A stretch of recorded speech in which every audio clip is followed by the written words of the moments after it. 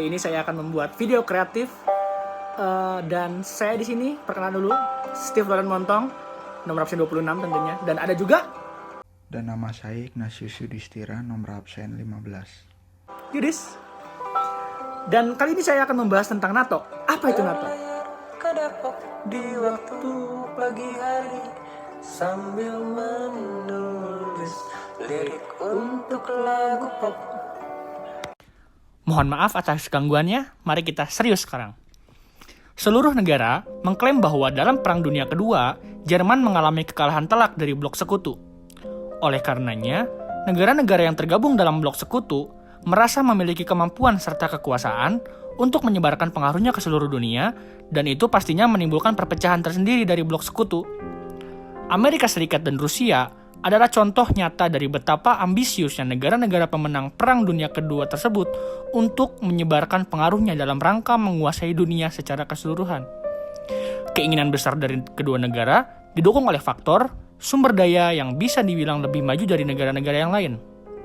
Keinginan untuk menguasai dunia diwujudkan menggunakan sarana perbedaan-perbedaan yang ada dalam sistem pemerintahan kedua negara ini.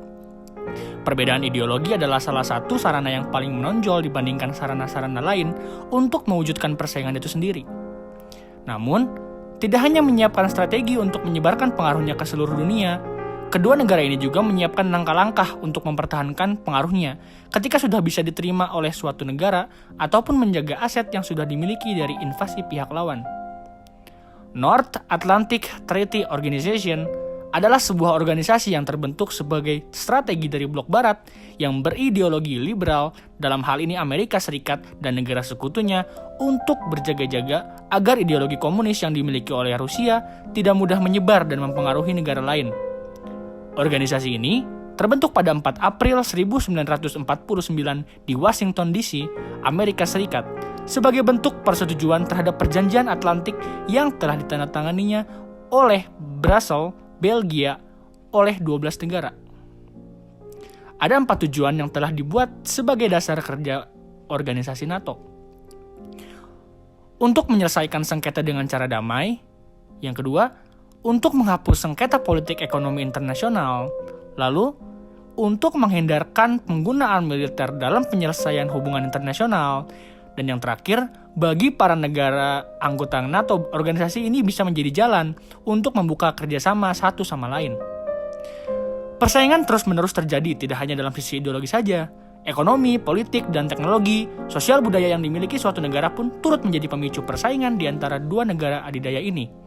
NATO tidak lagi hanya bertujuan menjaga keamanan saja, namun juga untuk mencegah penyebaran dari berbagai pengaruh, terutama pengaruh ideologi komunis.